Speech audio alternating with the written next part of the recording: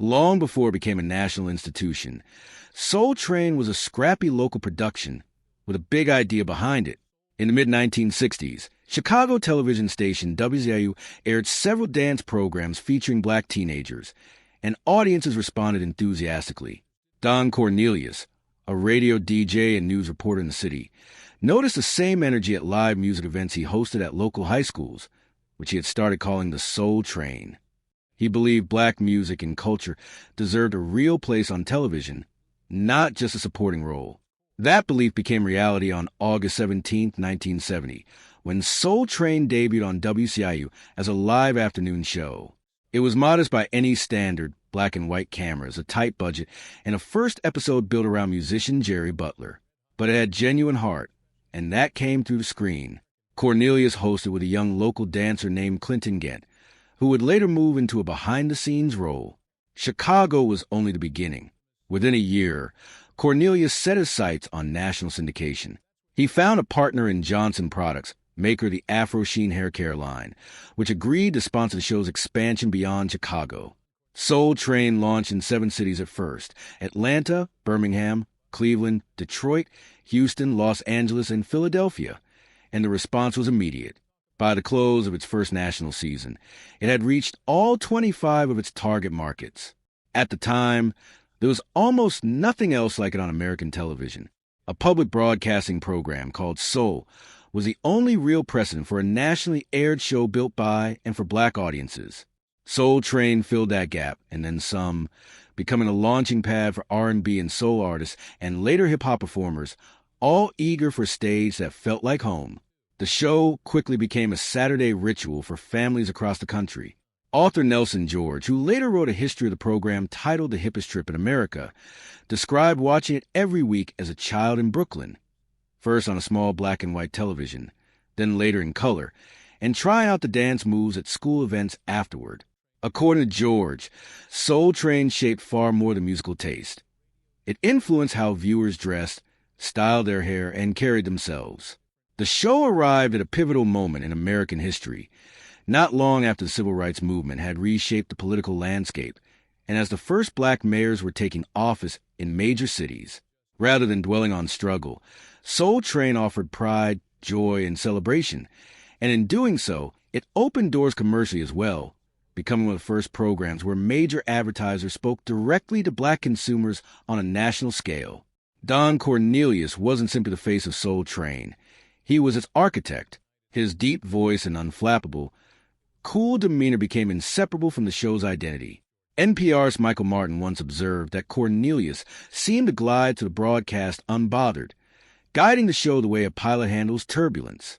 Writers who chronicled the era, including Hanif Abdurraqib and Erica Blunt-Denoise, credited much of the show's cultural authenticity to Cornelius's own instincts. He understood what mattered to black audiences because he was genuinely tuned into the streets and communities the show represented. Ownership mattered enormously to Cornelius. When Soul Train moved its home base to Los Angeles in 1971, he became one of the first black Americans to own and produce a nationally syndicated television program, a distinction historians have compared to Desi Arnaz's ownership stake in I Love Lucy. Getting there wasn't instantaneous. Some cities aired episodes on a week's delay. Others slotted the show late at night, occasionally close to midnight, but loyal viewers tuned in regardless.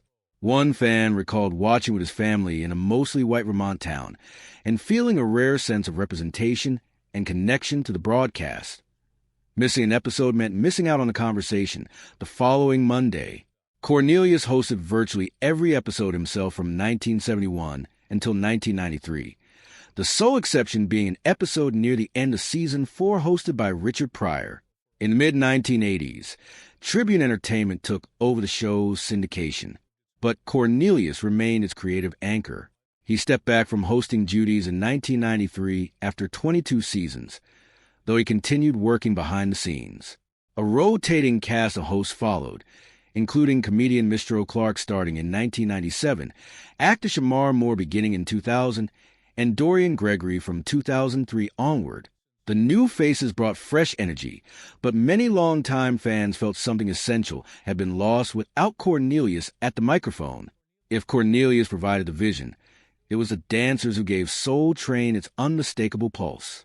Unlike polished professional troupes, the dancers were largely ordinary young people recruited from a neighborhood. Regulars at local rec centers who brought their own wardrobe, their own style, and their own choreography to the Soul Train line.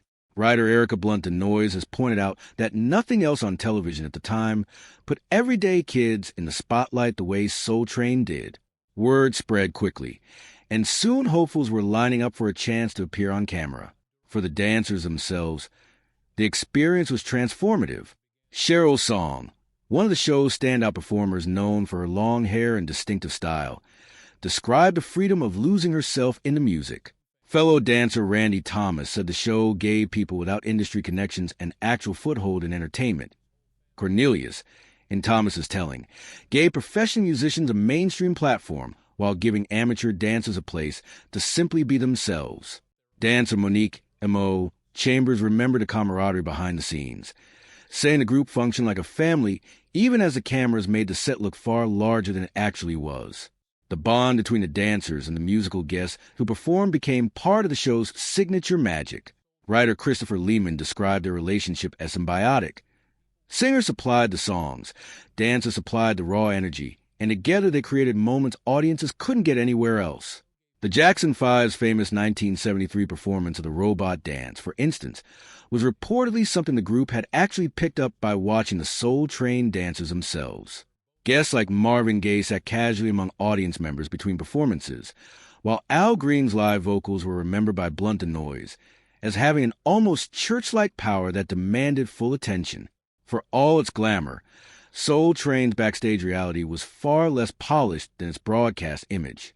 Rosie Perez, who danced on the show before becoming a well-known actress, later described a confrontation with Cornelius after she declined to join a music group he was assembling and refused to dance in a manner she felt uncomfortable with. She recounted the tension escalating to the point that she threw a piece of fried chicken, part of the modest in-kind payment dancers received, at Cornelius in frustration.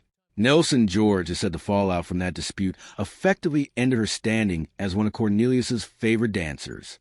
Compensation was a recurring point of contention more broadly, according to accounts tied to the Broadway-bound musical Hippie's Trip. The Soul Train musical, many dancers received little or no pay for their appearances, sometimes nothing beyond a meal and the exposure of national television. Some dancers who originated moves that later became popular dance crazes said they never saw any financial benefit from that influence. Competition for camera time added further pressure, with dancers vying for the best positions on the risers near the stage. The Los Angeles Times also reported allegations that Cornelius, while married, pursued inappropriate relationships with some of the show's dancers, allegations that added to a growing picture of a show whose polished public image concealed real friction behind the scenes. Cornelius was also known for being exacting about the show's presentation. He limited certain dance styles he considered inappropriate and required musical guests to redo performances if their lip-syncing didn't look convincing enough for broadcast. He was, by most accounts, as much a demanding businessman as a cultural tastemaker, protective of the show's polish and equally protective of his ownership stake, having built one of the few black-owned, nationally syndicated programs of its era. Cornelius's discomfort with certain elements of the culture eventually extended beyond dance style to music itself. As hip-hop rose to prominence through the 1980s,